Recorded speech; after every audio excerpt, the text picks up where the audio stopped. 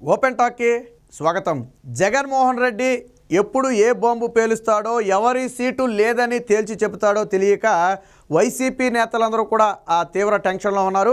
ఇప్పటికే ఆళ్ల రామకృష్ణారెడ్డి దెబ్బ నుంచి తేరుకొని వైసీపీ పార్టీకి 42 మంది అసమ్మతి ఎమ్మెల్యేలు తిరుగుబావుట ఎగరవేశారని చెప్పి ఆల్రెడీ మనం ఉదయం మాట్లాడుకోవడం జరిగింది.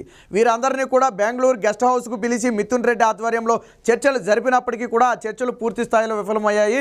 ఇక చేసేది లేక జగన్మోహన్ రెడ్డి ఒక మెట్టు కిందకి దిగి తాడేపల్లిలో చర్చలకైతే వారందరినీ కూడా ఆహ్వానించినట్టు తెలుస్తుంది. అందులో చాలామంది చర్చలకు వచ్చేందుకు కూడా సుముఖత వ్యక్తం చేయలేదు. ఎందుకంటే ఆ మిథున్ రెడ్డి చెప్పినే మళ్ళీ జగన్మోహన్ రెడ్డి చెప్తాడు, ఖచ్చితంగా మాకు సీటు ఉందంటే ఉంటాం, లేదంటే వెళ్ళిపోవడం, ఇక వేరొక కారణాలు మేము వినే పరిస్థితి అయితే లేదని చెప్పి చాలామంది ఎమ్మెల్యేలు అయితే తెగేసి చెప్పినట్టు తెలుస్తుంది. ఇప్పుడు తాజాగా మంత్రి ఉషా శ్రీచరణ్ సీటు కూడా ఎసరు వచ్చినట్టుగా కనపడుతుంది. ఖచ్చితంగా ఈవిడ సీటు కూడా ఇప్పుడు లేపేసినట్టుగా తెలుస్తుంది. ఎందుకంటే కొద్దిసేపటి క్రితం సీఎం క్యాంపు కార్యాలయం నుంచి మంత్రి ఉషా శ్రీచరణ్కు ఫోన్ రావడంతో ఆవిడ హుటాహుటిన బయలుదేరి సీఎం క్యాంపు కార్యాలయానికి వెళ్ళే ప్రయత్నం అయితే చేస్తున్నారు. దీంతో పాటు కైకులూరు ఎమ్మెల్యేతో పాటు మరికొంతమందికి అయితే ఫోన్ కాల్స్ అయితే రావడం జరిగింది. వీరంతా కూడా సీఎం క్యాంప్ కార్యాలయానికి బయలుదేరారు.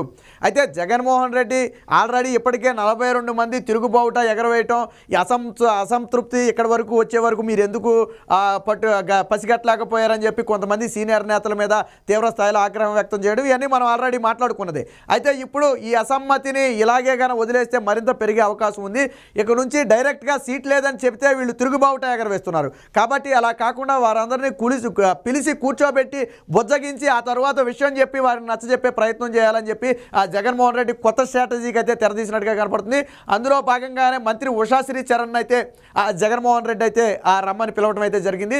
ఇప్పుడు ప్రస్తుతం సీఎం క్యాంపు కార్యాలయానికి వెళ్ళినట్టుగా మనకు కొద్దిసేపటి క్రితం సమాచారం అయితే అవుతుంది. అయితే లోన భేటీలో ఏం జరిగింది ఏంటి అనేది తెలియాలంటే కొద్దిసేపు ఆగాల్సినప్పటికీ కూడా ఇప్పుడు తాజా రాజకీయ పరిణామాల పట్ల వైసీపీలో ఉలిక్కిపాటు మొదలైంది. మంత్రి ఉషా శ్రీచరణ్కు కూడా సీట్ లేదని చెప్పడం అనేది ఖచ్చితంగా దిగ్భ్రాంతికి గురి చేసే విధమే. అయితే సీటు మార్చే ప్రయత్నం చేస్తున్నారా లేదా పూర్తిగా సీటునే తొలగిస్తున్నారా అనేది ప్రస్తుతానికి సస్పెన్స్ అయినప్పటికీ కూడా జగన్మోహన్ రెడ్డి ఖచ్చితంగా అయితే కాన్స్టిట్యున్సీ మార్చేవారిని లేదా ఈసారి సీట్ లేదని చెప్పేవారిని మాత్రమే జగన్మోహన్ రెడ్డి పిలిచి బొజ్జగించే ప్రయత్నం చేస్తున్నాడు. సో ఖచ్చితంగా సీఎం క్యాంప్ కార్యాలయం నుంచి ఫోన్లు వచ్చిన ప్రతి ఒక్కరూ కూడా అయితే కాన్స్టిట్యున్సీ మార్పు గురించి అయి ఉండాలి, లేదా వారికి సీట్ లేదనే విషయం చెప్పడానికైనా అయి ఉండాలి. సో ఈ రెండిట్లో ఏదో ఒకటి జరుగుతుందని చెప్పి ఊహాగానాలు ఉన్నాయి. అయితే మంత్రికి మాత్రం మొదటి నుంచి కూడా ఉషా శ్రీచరణ్ సీటు మీద కొంత అనుమానాలు ఉన్నాయి. మొదటి నుంచి కొద్దిగా కాన్స్టిట్యున్సీ మారుతారని కొంతమంది, లేదు ఈ 4 ఏళ్లలో తీవ్ర వ్యతిరేకత మూటగట్టుకున్న నేపథ్యంలో ఉషా శ్రీచరణ్కు ఈసారి సీటు వచ్చే అవకాశం లేదని చెప్పి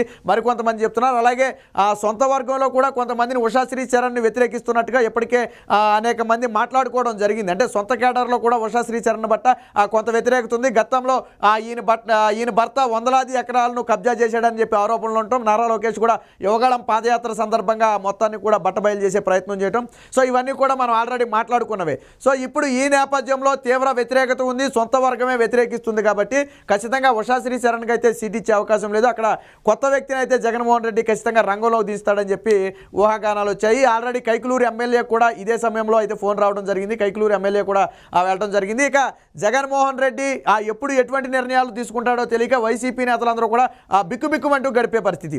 ఇప్పటికే 42 మంది ఎమ్మెల్యేలు తిరుగుబావుట ఎగరవేయటం, వారందరినీ కూడా బుజ్జగించేందుకు జగన్మోహన్ రెడ్డి చర్చలకు పిలిచినప్పటికీ కూడా వారిలో చాలామంది ఒక 7-8 మంది మాత్రమే చర్చలకు అయితే వెళ్ళారు. మిగిలిన వారు చర్చలకు వెళ్లేందుకు కూడా ససేమిరా అంటున్నారు. ఎందుకంటే మాకు సీటు ఉందా లేదా అనే విషయం మాత్రమే మాకు కావాలి, జగన్మోహన్ రెడ్డి చర్చలు ఓడగింపులు మాకైతే అవసరం లేదు, మాకు కూడా రాజకీయంగా కొంత స్టాండర్డ్ ఉంది, మాకు రాజకీయంగా కొంత బలం ఉంది, ఒకవేళ జగన్మోహన్ రెడ్డి ఖచ్చితంగా సీట్ లేదని చెబితే ఆల్టర్నేట్తో మేము కూడా సిద్ధంగానే ఉన్నామని చెప్పి చెప్పడం జరిగింది. ఇంకా కొంతమంది ఎమ్మెల్యేలు అయితే తెగించి జగన్మోహన్ రెడ్డి ఏ నిర్ణయం తీసుకున్నా పోటీ మాత్రం నేనే చేస్తానని చెప్పి హెచ్చరికలు కూడా జారీ చేసే పరిస్థితి. వాస్తవానికి ఇప్పటివరకు జగన్మోహన్ రెడ్డి నా బొమ్మ మీద గెలిచారు కాబట్టి నేను చెప్పిందే వేదం, చేసిందే చట్టం, నా మాట అందరూ వింటారని చెప్పి జగన్మోహన్ రెడ్డి భావించాడు. బట్ ఎన్నికల దగ్గర పడేటప్పటికి అదంతా కూడా ఉత్తిదేనని తేలిపోయింది. జగన్మోహన్ రెడ్డి కేవలం సీట్ ఇచ్చిన గౌరవమే తప్ప సీట్ లేదంటే నువ్వెవరని ఎదురు ప్రశ్నించే స్థాయికి అయితే ఇప్పుడు వైసీపీ ఎమ్మెల్యేలు వచ్చారు.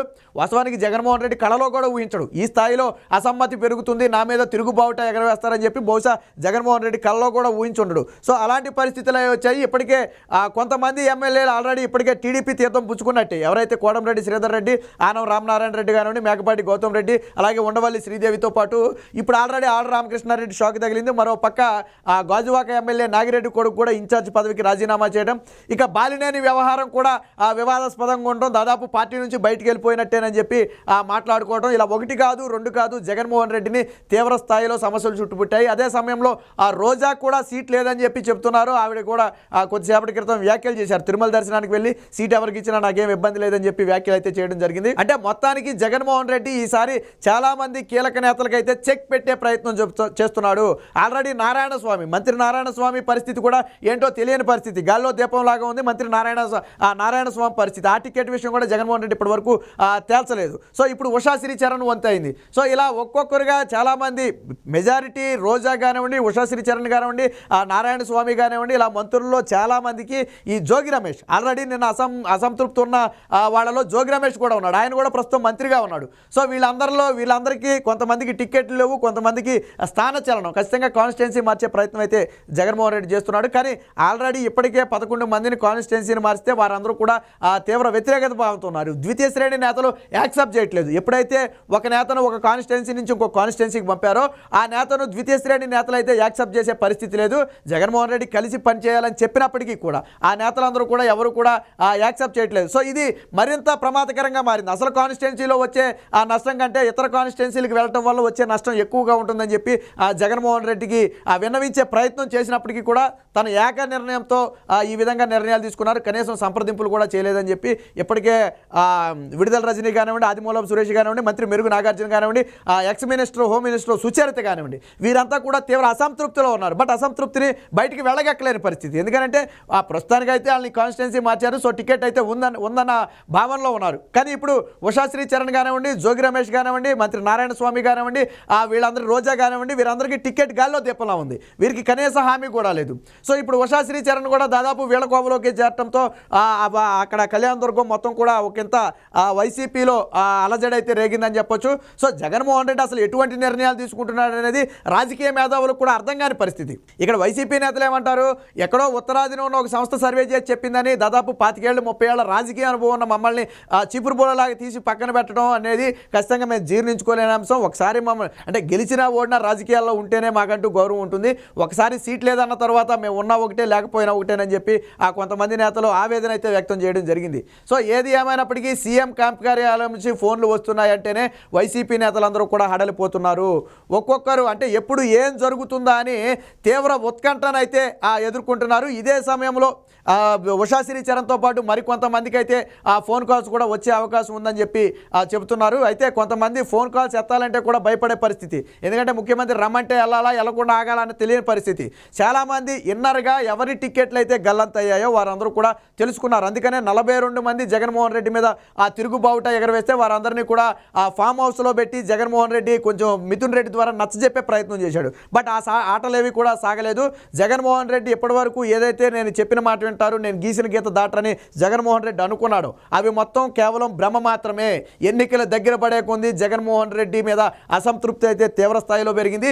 చివరికి ఏ స్థాయిలో పెరిగిందంటే ఇప్పటికిప్పుడు జగన్మోహన్ రెడ్డి దాదాపు 90 మంది ఎమ్మెల్యేలను మార్చాలని చెప్పి ఒక నిర్ణయానికి వచ్చినట్టుగా తెలుస్తుంది. ఇది అతిపెద్ద షాకింగ్ న్యూస్గా మారింది. 90 మంది ఎమ్మెల్యేలు, సిట్టింగ్ ఎమ్మెల్యేలు మార్చడం అనేది ఆషామాషి విషయం కాదు. ఏ స్థాయిలో వ్యతిరేకత ఉంటే అంతమంది ఎమ్మెల్యేలు మార్చాల్సి వచ్చిందో ఒకసారి ఆలోచించాలి. నిజంగా ఈ స్థాయిలో ఎమ్మెల్యేలు మార్చాల్సి వచ్చిందంటే వాళ్ళ మీద వ్యతిరేకత కాదు, ఖచ్చితంగా ప్రభుత్వం మీద వ్యతిరేకత, జగన్మోహన్ రెడ్డి మీద వ్యతిరేకత. నా బొమ్మ చూసి గెలిచారన్నప్పుడు వ్యతిరేకతను కూడా జగన్మోహన్ రెడ్డి యాక్సెప్ట్ చేయాలి. బట్ గెలిచినప్పుడేమో గొప్పతనం జగన్మోహన్ రెడ్డి తీసుకున్నాడు. ఓడిపోయే పరిస్థితి వస్తే మాత్రం ఇదంతా ఎమ్మెల్యేలు తప్పు అన్నట్టుగా వారిని తీసి పక్కన పెట్టే ప్రయత్నం జరుగుతుంది. ముఖ్యంగా ఎస్సీ ఎస్టీ ఎమ్మెల్యేలు బలి పశువులుగా మారుతున్నారని చెప్పి రాజకీయ విశ్లేషకులు కూడా భావిస్తున్నారు. ఏది ఏమైనప్పటికీ మంత్రి ఉషా శ్రీచరణ్కి అయితే బిగ్ షాక్ తగిలే అవకాశం ఉంది. మరి జగన్మోహన్ రెడ్డి కాన్స్టిట్యున్సీ మారుస్తాడా లేదా టికెట్ లేదని చెప్పి బుజ్జగించే ప్రయత్నం చేస్తాడా అయితే చూడాలి. మరి ఉషా శ్రీచరణ్ కూడా మానసికంగానే సిద్ధమైంది. ఒకవేళ టికెట్ రాని పక్షంలో నా దారిని నేను చూసుకుంటానని చెప్పి ఇప్పటికే సన్నిహితులతో కూడా చెప్పినట్టుగా అయితే వార్తలు వస్తున్న నేపథ్యంలో జగన్మోహన్ రెడ్డి అయితే సీఎం క్యాంప్ కార్యాలయానికి పెరగడం జరిగింది. మరి క్యాంపు కార్యాలయంలో ఏం జరుగుతుంది, ఉషా శ్రీచరణ్ దానికి ఏ విధంగా స్పందిస్తుంది అనేది తెలియాలంటే మాత్రం కొద్ది రోజులు వేచి చూడాలి.